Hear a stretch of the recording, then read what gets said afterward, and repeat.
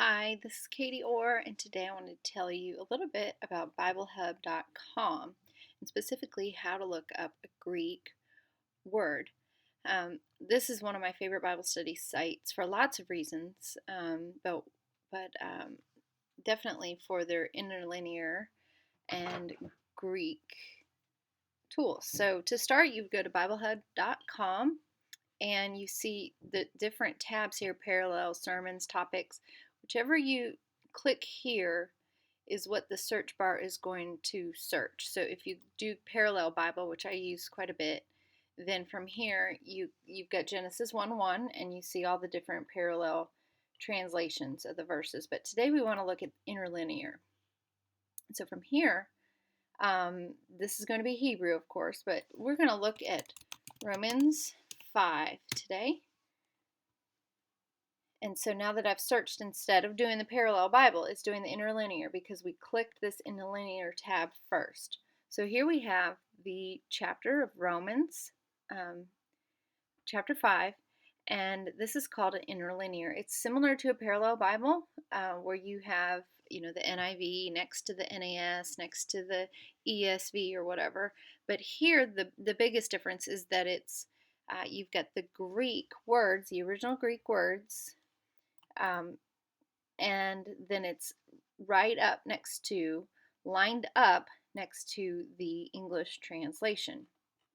So if we wanted to, you could read through there, and I know it kind of looks like gobbledygook if you're first looking at it, but um, you can see the verses here. Here's verse 15. It says, "But it is not like the trespass, so also the gift, if indeed by the one of the trespass the many died, how much more the grace of God and the gift in grace, which is the one man, Jesus Christ, to the many did abound." So, and you'll notice that it sounds kind of choppy because this is part of the work of translations, is taking the choppiness of it and turning it into something that we are used to hearing in today's modern English. Um, but this is word for word the original Greek, then put to English. So if we saw a word that we wanted to look up, then we would just choose which one we wanted. So maybe let's look up condemnation. This is the original Greek word, which I cannot read on my own, but here we have what they call the transliteration, which is turning these Greek characters into English letters so we can attempt to read it and pronounce it. If you were to click this, it would take you to different places that this Greek word is used, this very specific Greek word down to the tense and all of that. And there's 3 occurrences here. And there's much to be learned here, but what we really want is to go to this number, which is 2631. And this is the Strong, see, it just popped up, Strong's Greek number 2631, condemnation. So we'll click that.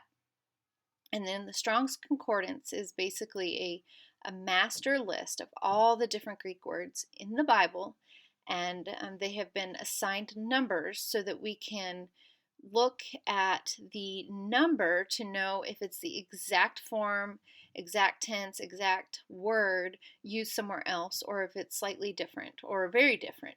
And so these numbers help us understand that, especially for those of us who have not taken a Greek class and we don't know the difference just by looking at these numbers will tell us if it's a different word or not.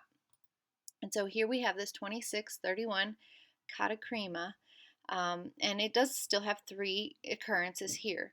The original word, part of speech, it's a noun, and like I said, here's a transliteration, here's phonetic spelling, and then here's a short definition: punishment following condemnation. Punishment following condemnation, or penal servitude, penalty. Here we've got some other helps and concordances, lots of different things. And then here's a lexicon. A lexicon is basically, it's very similar to a dictionary. In fact, it is. It's a dictionary for the Greek in this case. And so this is going to give us more information on this original word. And it's damnatory sentence or condemnation. Sounds pretty serious to me the more we read about it.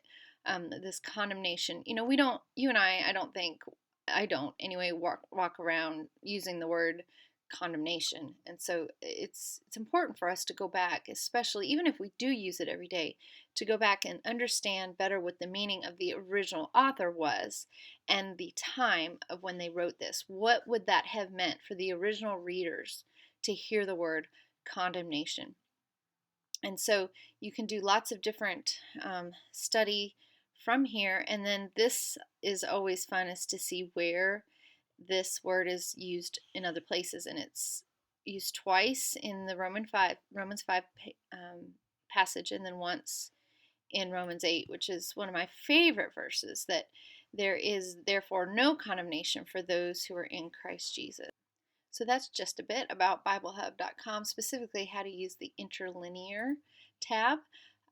You can find more videos and lots of resources at katieorr.me/resources, and I hope to see you there. Thanks so much.